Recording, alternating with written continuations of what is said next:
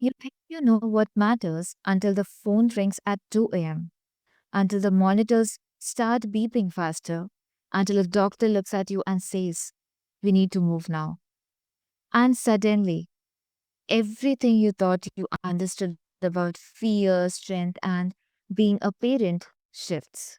But what happens after the immediate crisis is over? Because survival does not always mean that everything suddenly feels okay. Sometimes there is a whole new kind of work that begins: the emotional recovery, the uncertainty, the questions, and learning how to move forward when the ground still feels unsteady.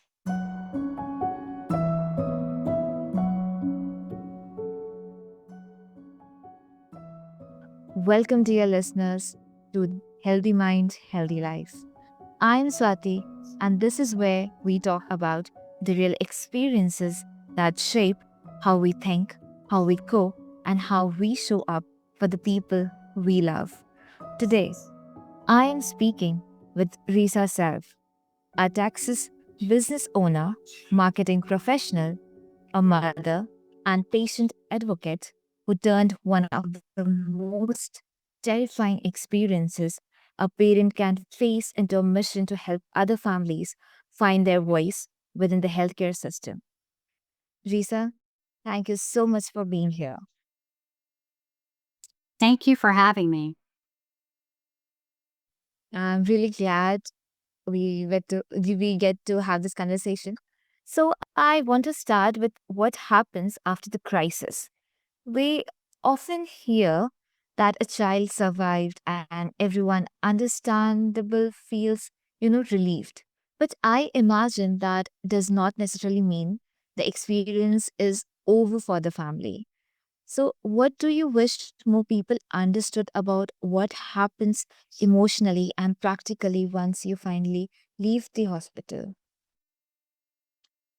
So we were there for 34, 35 days in the hospital, and I did not leave at all. And so leaving was just such a moment for us that we thought as well, oh, we're getting to go home. Things are going to be roses and rainbows. However, not the case. We then started struggling with the aftercare. How do we figure all of that out? And with us, there was just this betrayal of healthcare for me, especially. So trusting, if my gut told me that the doctor we were dealing with on this aftercare stuff wasn't kind of aligned with um, you know, we didn't wanna be just rushed in and out of appointments, so we started looking for the right healthcare, and we ended up going to Mayo Clinic, which, obviously started a long process because it's a long time to get in, and we're in Texas, so we're Southern US, and, the Mayo Clinic in Minnesota is all the way up north, so, we started doing traveling up there, and just to ensure that Nicholas was okay. He, has lots of longer term issues, which happens a lot with post septic patients, but there's just not a lot of data or information on it because so few people survive. So we started down that path. The other path that we quickly realized that we were on was malpractice and him not being treated properly at the hospital we had initially taken him to. And these are both battles here in 2026 that we're still dealing with from December 23rd of 23. So, And when you finally came home, what surprised you the most? Like, was there something about your, own emotions or your family's adjustment that you were not expecting? yeah, I think being in survival mode for as long as I was, I didn't realize how much of a mental toll that it had taken on me. Um, and so when we also knew that Nicholas essentially had PTSD from, being a healthy kid to suddenly being very sick.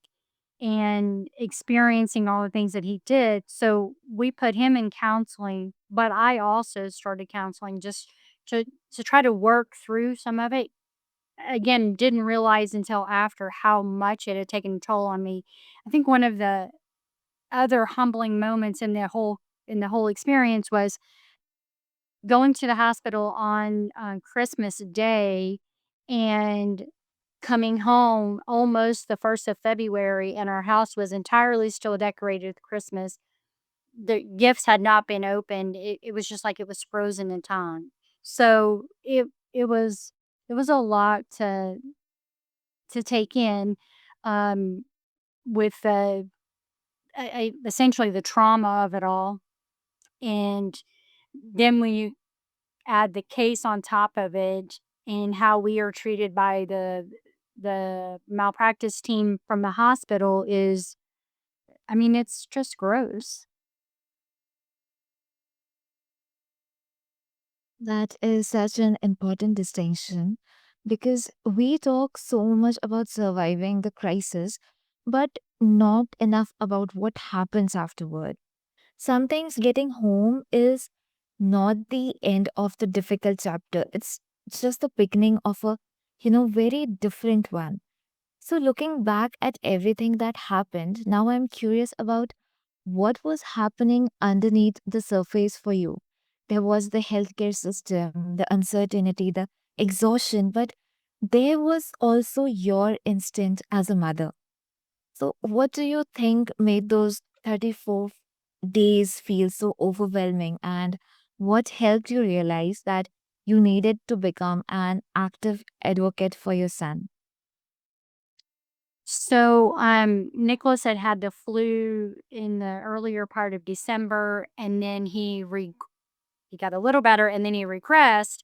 And we had went back to the ER on the 23rd of December, and then by the 25th, he was in ICU at Cook's, and it would just happen so fast. I couldn't really understand why he got sick because we had just been at the ER 2 days before, and they told us it was a virus. And so as things kind of, I say calm down, but as he got a little more stable at the children's hospital, I asked someone, please help me understand how we went from he has a virus to uh, we think he may die. He was in septic shock, and that's when I was shown the lab results and the EKG and the other things from the hospital visit on the 23rd. And on the 23rd, they had looked at us and said, "Oh, he's fine. Don't worry about it." But the reality was is that wasn't true. And so that's when I kind of started to learn and understand because even when I looked at the labs, I was like, not a doctor, but this clearly is not right. And how did they even let him go home like this? Because we trusted them. So it really changed the way that, I dealt with healthcare system going forward in the fact that I have to question. And then the mom guilt comes because should I have known? Should I have questioned? Then should I have what could I have done differently? The reality is I didn't know what I didn't know. And so part of our mission is to we want people to question and ask hey, show me those labs or this or that just because we're we're dependent on these healthcare providers, and like us, we were dependent that they were gonna tell us the truth, and we weren't given that opportunity, and for me, it felt like they had kind of taken my ability to choose away because I didn't have the information, and I kind of equate it to, if you or in the US were to, not treat a child and let them be sick, they would CPS would probably come knocking on my door, and so I had a really hard time just trying to reconcile all of that in my head and what that meant, and the moment that I realized that nothing else mattered was,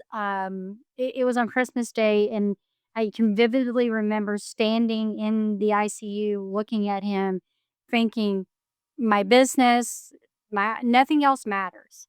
This is what matters, and how do I how do we make sure he's okay? So once we got past and got him stable, it was just there was a little that I didn't question anymore. Like I needed to understand why so that someone would do that to us, and I also wanted to protect us from it happening again. But I've since again learned that this happens to a lot of people, and it's not okay. And I think that's an important message for parents who may feel intimidated by the healthcare system. Being an advocate does not mean you have to know everything. Sometimes it simply means being, willing to ask questions and make sure your concerns are heard. So let's think about the parents who might be listening right now and who are somewhere in the middle of their own uncertainty. Maybe they are waiting for a diagnosis, dealing with conflicting information, or sitting across from a doctor and feeling like they are not being heard. So, what does that kind of fear actually look like in everyday life? Well, I think for I think we're all conditioned to, you know, trust doctors, believe them, and, you know that what they're saying is the right thing. But the reality is we have such a very, I don't know, a diverse group of people that are becoming doctors. Not all of them are nice. Not all of them are kind. Not all of them are in it for the right reasons. And so if you're sitting there and your parent or your mom gut is telling you, uh, something doesn't make sense, then speak up, say something. And if you're not being heard by your physician or your child's physician, then ask for somebody else. Go to somebody else. It's okay. You're the only one that is going to advocate for your child or yourself. And so we hear about all these women that, you know, they were sick for so many years and, you know, the healthcare providers just kind of blew them off. We have to be more diligent, more standing up, asking questions, pushing, and we can do it very respectfully. And it's, you know, it's not that we don't want the opinion, but I think we all deserve to have healthcare that is quality, um, regardless of who we are. And it's also just a slap in the face that we as a society are continuing to allow these physicians to get away with this, and they're billing us for it. I mean, when they failed to treat my son, they sent me like I don't remember, but I think it was about a $5,000 bill, and they didn't even treat him properly. And when everything felt like it was spinning for you, were there any small things that helped you feel even more a little grounded or in control? Um, Once I figured out that we had been not given all the information, I started asking for information. Even while we were there for the 34 days, I I would start asking, "Let me see let me see these documents. Let me see the results." Just and not necessarily for control, but so we don't miss anything because apparently, you know, from the previous visit on the 23rd, I didn't have any information and I felt like I had let my son down. Um, the other thing is even now you know, we're writing down notes, we're getting all of the, you know, follow up documents and things like that, just so it's very clear and transparent. We we deserve that. We need good health care, and that is one of the biggest ways that I've learned to kind of manage that piece of it is to ask for it, to have it, to hold it, and to know what we're looking at, and knowing it's okay to ask someone else for their opinion as well. I love that because sometimes we think we need one big solution to make everything feel manageable. But it can actually be the small things, writing something down, asking questions, taking a breath, that give us something solid to hold on to. And you have taken something that was incredibly frightening and turned it into advocacy work that helped other families. So now I'm curious about that transition. Like, how did you move from the anger and fear of what happened into something that felt purposeful without feeling like you had to minimize or move past what you would experienced?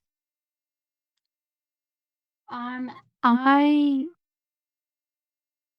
I don't know that I was just ever downright angry until they ignored me. Um, I think I was more hurt than anything because I felt the betrayal of what an entity, a hospital, doctors that we were supposed to trust. And so, what I think the moment that we knew was um, when somebody explained to us very clearly that they were actually surprised that he survived. But he's a taller kid. He's not, he's a big boy, right?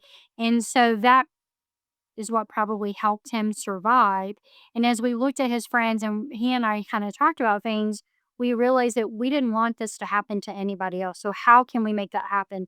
We're pushing for legislation change in Texas.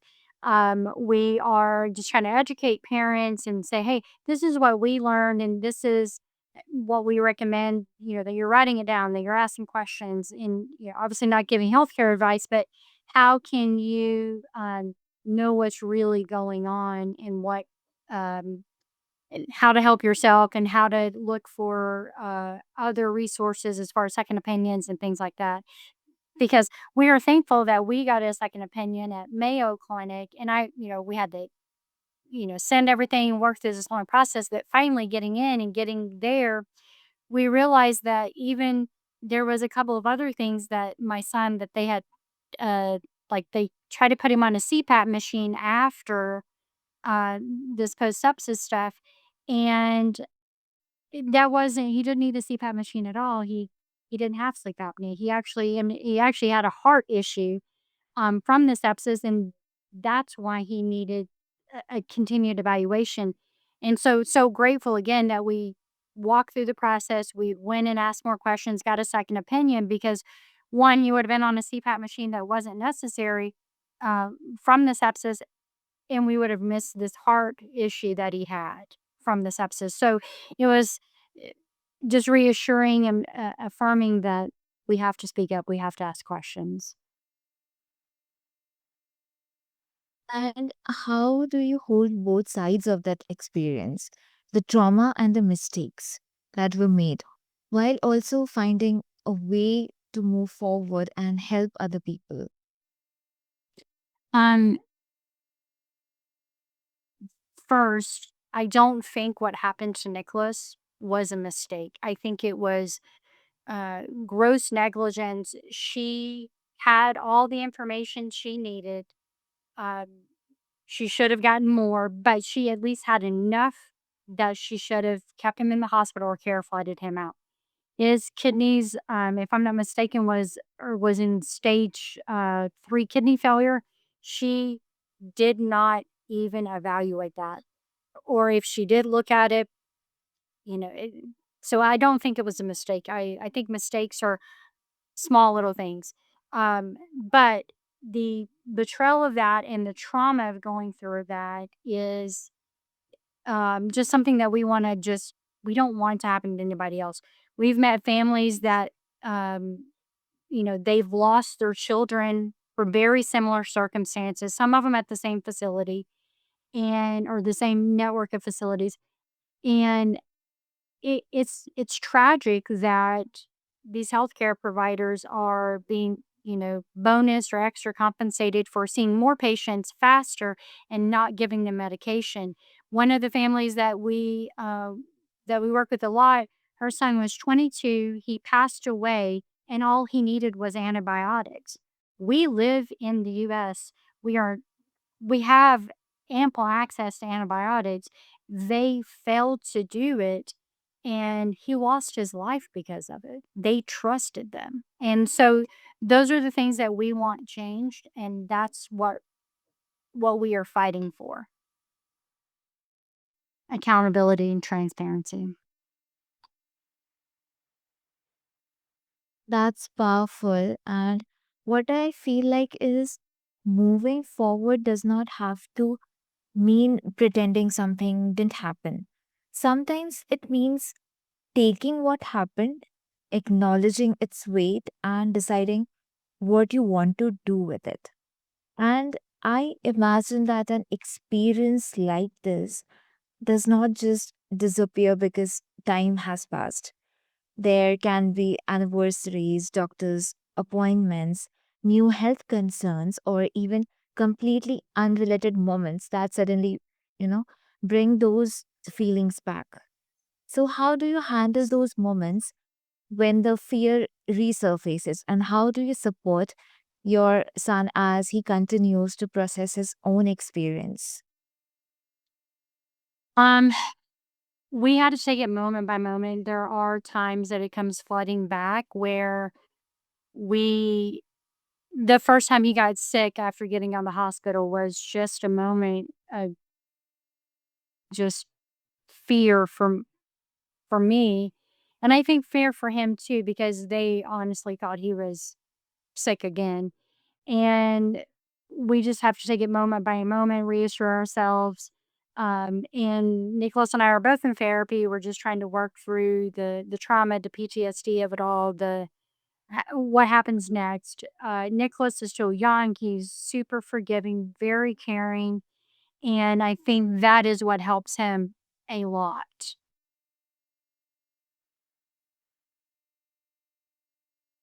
And you have also turned this experience into something you are doing for other families as well. So, how do you continue that work without allowing it to consume you or take you back into that difficult place? So sometimes it does consume me, and sometimes it does take me back to that difficult place.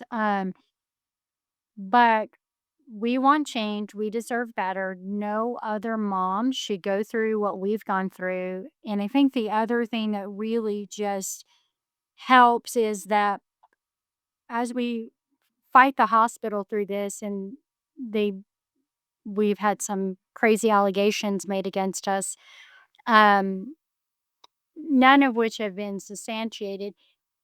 I am fortunate that I have thicker skin and that I am I want to help other people not go through this because it is not okay. It is not okay what happened to our son. It is not okay how we have to fight to uh, just for accountability and transparency and um, to make sure that the next person that walks into the ER and they get that doctor, they have a right to know what she's done. And the people in our community have a right to know that the hospital has, failed to treat. They received a federal deficiency for it or violation. They and they've done their very best to make sure that it doesn't come to light. But we have a right to know, and we should, as consumers of healthcare, we should be able to know that and not have this horrible recourse of speaking out. And so that's why I do it because I don't want somebody else to go through that. It's not okay. I love that perspective. And what I feel like is that healing is not about reaching a point where you never feel the fear again.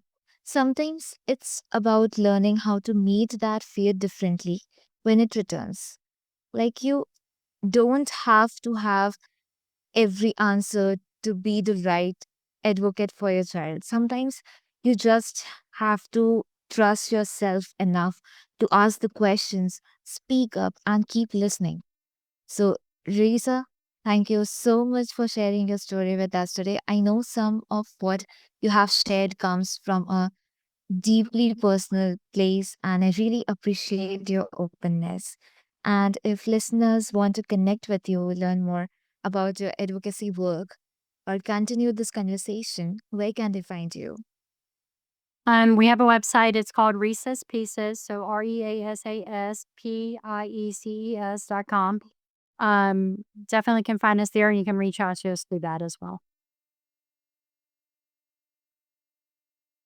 Thank you once again, Risa. It's been a really meaningful conversation. And to everyone listening, if you are going through something difficult right now, that you don't have to have everything figured out today. Sometimes the next step is simply asking the next question, finding the right person to support you, or giving yourself permission to pause. Survival may be a part of the story, but it does not have to be the whole story. I'm Swati, and this has been Healthy Mind, Healthy Life. Take care of yourself and of others.